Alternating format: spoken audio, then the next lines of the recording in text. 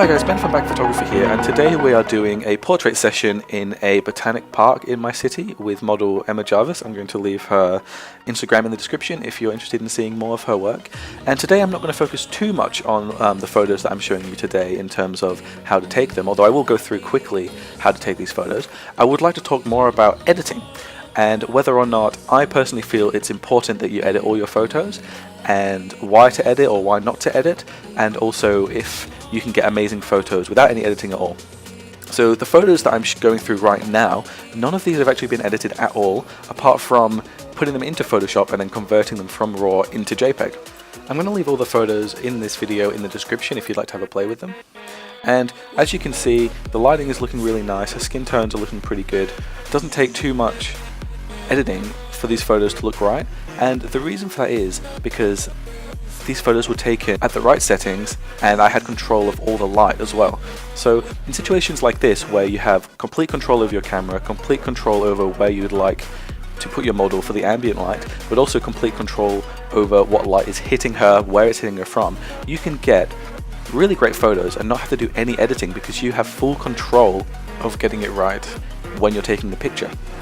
Now, that's all well and good when you have perfect control of all the settings in your camera and you also have control on the lighting around you. But if you're doing something like music photography, for example, I'm just going to put a photo up here. This photo here, I think, definitely needs editing to really bring out its full potential. And as you can see in this photo, the vocalist here is completely blue.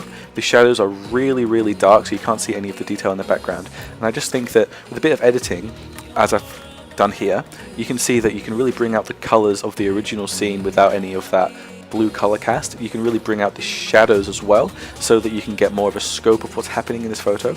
I just think in general, editing a photo like this when you don't have as much control over lighting and stuff like that, you can really bring out the full potential of the image just by manipulating it a little bit in Photoshop.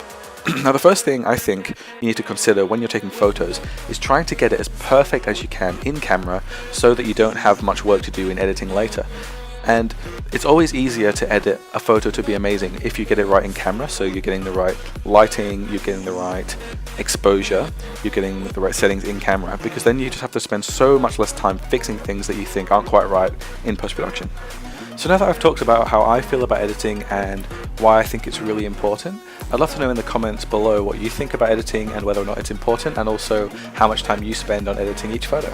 So now that that's out of the way, let's talk about this photo in particular and what I did to achieve this photo. We'll talk about lighting techniques, we'll talk about the settings on my camera, we'll talk about the camera gear I used, and then we'll also talk about the lighting setup as well. So this photo here that's just in the bottom left of the screen, we'll talk about the settings first of this image. I used a Sigma 85 1.4 and my Sony a7R II, and the settings were f1.6, 1/400th of a second, and ISO 100. And I was using my Godox AD600 BM studio strobe on this one, and I had that set to 1/32nd power. And the reason I could shoot at such a high shutter speed while still using a studio strobe is because that Godox has a high-speed sync function, which means that I can actually sync that flash to my camera up to even 1/8000th of a second. So the way I achieved this photo is the first thing I did was I exposed for the background. So I made sure that the background was a nice light and airy exposure, so a little bit overexposed, but you can still see plenty of color, plenty of detail in the background. And basically in this image, the sun was behind her. I'll show a lighting diagram here. Basically the sun was behind Emma to the right as well, and that meant that her face was darker than the background just because the sun was lighting up the background, but her face was in shadow. And the reason I did this is so then I can use the Godox AD600 to flash on her and bring up her exposure to the same exposure level as the background, and that, in my opinion, makes a really beautiful portrait. So let's talk about why I used the settings in camera that I used. So I used a aperture of f1.6, actually because I was meant to use an aperture of 1.4, but then I clicked the scroll wheel and it moved to 1.6. I didn't actually realise until the end of the shoot that that happened. Not too big of a deal. The difference between depth of field of 1.4 and 1.6 on an 85mm are pretty negligible, so not too big of a deal. The reason I chose a low aperture is because I really wanted to blur out the background and make the subject of this image, which is Emma, really stand out and draw focus just so there's no distractions in the background. The reason I shot at 1/400th of a second is it's a nice fast shutter speed. Because of the lighting conditions outside, it was quite bright. I needed to keep my shutter speed quite high just to get a nice exposure on the background when I'm shooting at such a high aperture of 1.6. And the reason I use an ISO of 100 is because that's the native ISO of my Sony sensor.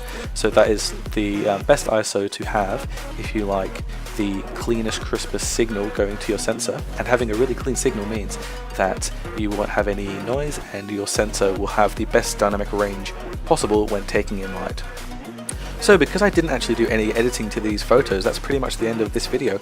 Please leave a like if you did enjoy it, and once again I'd really like to know in the comments what you feel about editing and whether it's always important to edit your photos, or whether you can sometimes, if you get it right in camera, not edit your photo at all and still have an amazing image. Subscribe if you really like this video, and I'll be making a lot more content like this in the future, and once again thank you very much for watching.